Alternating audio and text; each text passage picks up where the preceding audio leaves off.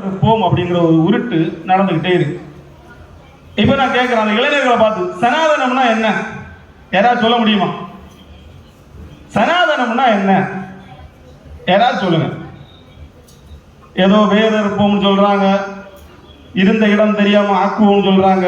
அப்படின்னா சனாதனம்னா என்ன அப்படின்னு நமக்கு தெரியணுமா வேண்டாமா? சரி, நீ எதெல்லாம் வேற இருப்ப அப்படின்னு கேட்டா அவன் என்ன சொல்றான் அப்படின்னா, இங்க நிறைய வர்ணாசிரம கொள்கை இருக்கு, இந்து சமயத்துல நிறைய மனுஸ்மிருதி எல்லாம் இருக்கு, மனு தர்மம் எல்லாம் இருக்கு அப்படின்னு சொல்றாங்க. நீங்க என்னைக்காவது மனுஸ்மிருதி படிச்சிருக்கீங்களா?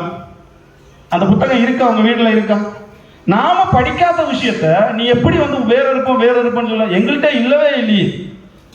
அதான் உங்க கீதையில வர்ணாசிரமம் இருக்கு. கீதையில நீங்க வர்ணாசிரமம்னா அவங்க சொல்றது ஜாதியை சொல்லிட்டு இருக்கிறாங்க, ஜாதி பிரிவுகள் இருக்கு அப்படின்னு. பகவான் கீதையில தெளிவா சொல்றாரு, நான் 4 வர்ணங்களை படைத்திருக்கிறேன் அப்படின்னு சொல்றார். சாதுர் வர்ணியம் மயா சிருஷ்டம் குணகர்ம விபாகஷ தஸ்ய கர்த்தாரம் அபிமாம் வித்திய கர்த்தாரம் அவ்வியம் அப்படின்னு சொல்றார். நான் 4 வர்ணங்களை படைத்திருக்கிறேன் என்பது உண்மைதான். அது ஒவ்வொருத்தனுடைய செயலின் அடிப்படையிலும் ஒருத்தனுடைய கர்மத்தின் அடிப்படையிலும் 4 வர்ணங்களை படைத்திருக்கிறேன். இந்த 4 வர்ணத்தை நீ பயன்படுத்தி உன்னுடைய வாழ்வை நீ செம்மையாக்கியான்னு சொல்றாரு. அவ்வளவுதான். நம்ம என்ன பண்ண மாட்டோம், முதல் லைனை மட்டும் தான் படிப்போம், 2வது லைனை படிக்க மாட்டோம். அவர் சொல்றாரு, நான் 4 வர்ணத்தை படைச்சிருக்கேன்ப்பா. அந்த 4 வர்ணம் எதுக்காக படைச்சோம் அப்படின்னா, உன்னுடைய வாழ்வை நீ அந்த வர்ணங்களை பயன்படுத்தி உன்னுடைய வாழ்வை நீ செம்மைப்படுத்திக்க அப்படின்னு சொல்றாரு. அது என்னென்ன வர்ணம் அப்படின்னு சொன்னாச்சுன்னா, பிராமணன், சத்திரியன், வைசியன், சூத்திரன் அப்படின்னு 4 வர்ணங்களை படைத்திருக்கிறேன் அப்படின்னு சொல்றாரு. இப்போ பிராமணன்னா யாரு?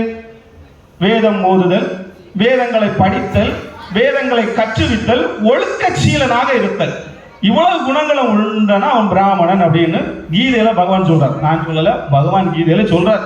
பிராமணனுக்குரிய இலக்கணம் அவர் சொல்றார். சரி, வேதங்களை ஓதுனா மட்டும் போதுமா? நாட்டை தாக்குறதுக்கு எதிரி வராங்க, எதிரி வரும்போது நம்ம நாட்டை பாதுகாக்கணும். அப்போ வேதம் ஓதுனா போதாது, நாட்டை பாதுகாக்கக்கூடிய திறன் வேணும் அவனுக்கு. இந்த நாட்டை பாதுகாக்க நம்ம சத்திரியனாக இருக்கணும், அந்த போர் குணம் அவனுக்கு இருக்கணும். அப்படிங்கிறதுனால அந்த குணத்துக்கு, அந்த பிரிவுக்கு கிடையாது, அந்த குணம் உள்ளவர்களுக்கு சத்திரியன் சொல்றார் பகவான். என்ன சொல்ற? அந்த குணம் உள்ளவர்களை சத்திரியன் சொல்றார். சரி, சத்திரியனா இருந்த தொழில் பண்ணணும், வியாபாரம் பண்ணணும், பொருட்களை வாங்கி விற்கணும். அந்த குணம் உள்ளவர்களுக்கு, அந்த பிரிவு உள்ளவர்களுக்கு கிடையாது, அந்த குணம் உள்ளவர்களுக்கு அவர் வைசியர் சொல்றார். தினமும் வேலை செய்வாங்க, தினமும் வேலைக்கு போயிட்டு இந்த மாதிரி இருக்கிறவங்களை எல்லாம், தொழிலாளர்களுக்கு எல்லாம் சூத்திரர்னு சொல்றார். இப்ப நான் சொல்லக்கூடியதெல்லாம் பிறப்பின் அடிப்படையில கிடையாது. பகவான் அதான் தெளிவா சொல்றார், அனைத்தும் பிறப்பின் அடிப்படையில கிடையாது, அவனுடைய செய்யக்கூடிய செயல்களின் அடிப்படையிலும் கர்மத்தின் அடிப்படையிலும் அப்படின்னு இன்னும் விளக்கமா சொல்றார். எங்களுக்கு படிச்சு கொடுத்த சனாதனம் எப்படிங்கிறத அவங்களுக்கு சொல்லிதான். எங்க நாங்க படிச்ச சமய வகுப்புல, இந்த வித்யாபீடம் நடத்தக்கூடிய சமய வகுப்புல, இல்ல உங்க மாணவர்களுக்கு சொல்லி தரக்கூடிய சமய வகுப்புல சனாதனம் என்ன அப்படின்னா, இன்ஜினியரோட மகன் இன்ஜினியர் ஆக முடியாது. இன்ஜினியருக்கு பிறந்த நாள் அவன் கண்டிப்பா இன்ஜினியர் ஆக முடியுமா?